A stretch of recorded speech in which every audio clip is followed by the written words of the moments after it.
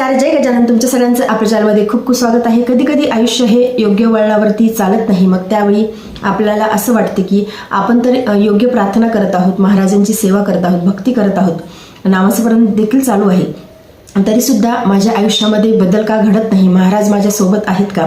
हे सगळे प्रश्न आपल्या मनामध्ये येतात. परंतु महाराजांचा आपल्या आयुष्यामध्ये हस्तक्षेप हा चालू असतो. तो कसा? त्याबद्दलचीच माहिती आपण आजच्या व्हिडिओमध्ये बघणार आहोत.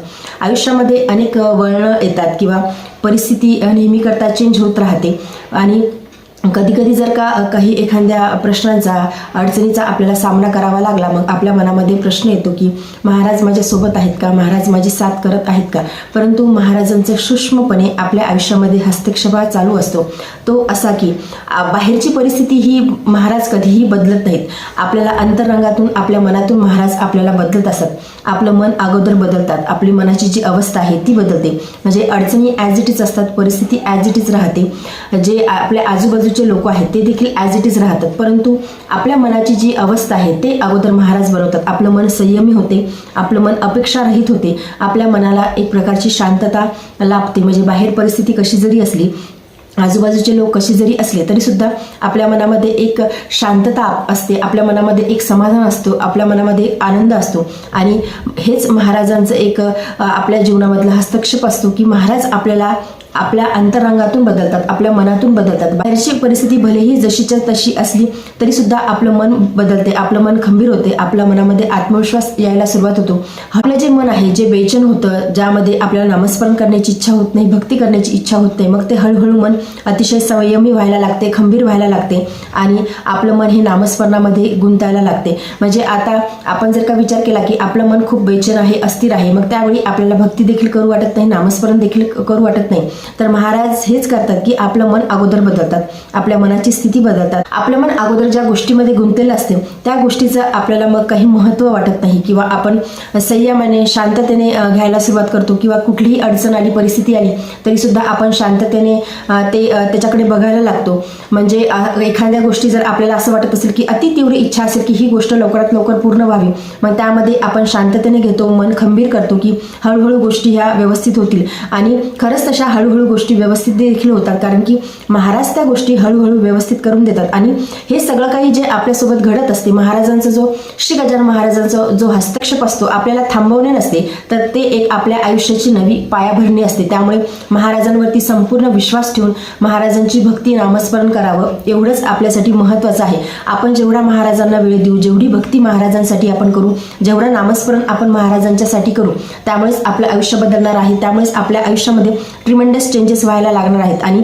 महाराजांची जो भक्त एकनिष्ठ भक्ती करतो त्या भक्तांचा हात महाराज कधी सोडत नाहीत. महाराज मुळातच भक्तवत्सल आहेत. त्यामुळे आपली भक्ती ही अतिशय दृढ करा. आणि महाराजांचा हस्तक्षेप जेव्हा आपल्या आयुष्यामध्ये होतो तेव्हा आपलं मन हे हळूहळू नामस्मरणाकडे वळते. हळूहळू आपलं मन महाराजांच्या गोष्टींमध्ये, लीलांमध्ये, चमत्कारामध्ये गुंतते. महाराजांच्या लीला कशा होत्या त्या आपण अजून समजून घेण्याचा प्रयत्न करतो.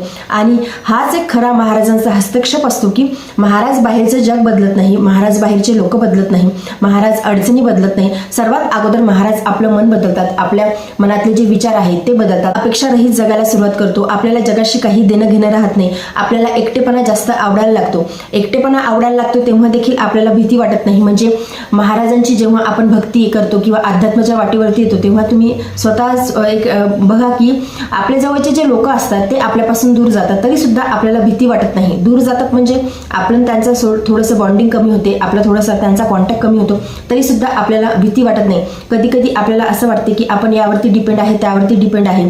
त्या व्यक्ती आपल्या आयुष्यामध्ये जर नसतील तर आपल्या आयुष्याचं काय होईल, आपण त्यावेळी तसा विचार करतो. परंतु जेव्हापासून महाराजांचा हस्तक्षेप आपल्या आयुष्यामध्ये सुरू होतो तेव्हापासून आपल्याला त्या लोकांशी काही देणं घेणं राहत नाही. म्हणजे आपण एकटे जरी असलो तरी सुद्धा आपल्या मनामध्ये भीती नसती की हे कसं होईल, ते कसं होईल. आणि सर्वात सांगायचं महत्त्वाचं हेच आहे की त्यामुळे लोकांमुळे आपलं काही चांगलं होणार नाही, आपलं चांगलं फक्त महाराजांमुळेच होणार आहे. त्यामुळे महाराजांच्या चरणी आपली भक्ती ही एकनिष्ठ असायला हवी, तेव्हाच आपल्या आयुष्याचं कल्याण होणार आहे.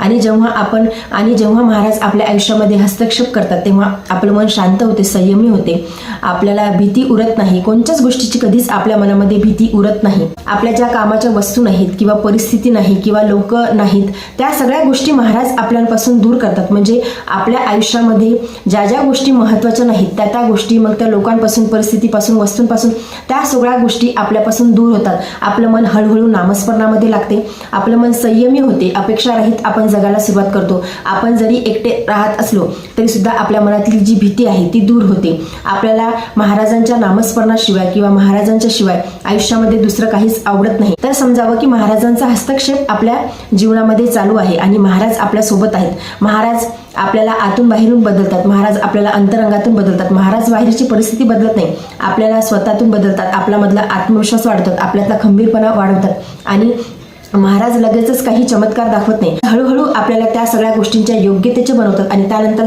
महाराजांचे चमत्कार, महाराजांचे अनुभव, महाराजांच्या अनुभूती आपल्याला यायला लागतात. त्यामुळे महाराजांची एकनिष्ठ सेवा करा, महाराजांच्या चरणी भाव धरा, तेव्हाच आपल्या जीवनाचं कल्याण होणार आहे आणि महाराजच आपल्याला या सगळ्यातून तारणार आहेत. तर आजच्या व्हिडिओमध्ये एवढंच. व्हिडिओ जर तुम्हाला आवडला असेल तर व्हिडिओ लाईक करा, चॅनलवरती नवीन असेल तर चॅनलला सबस्क्राईब करा. जय गजानन, धन्यवाद.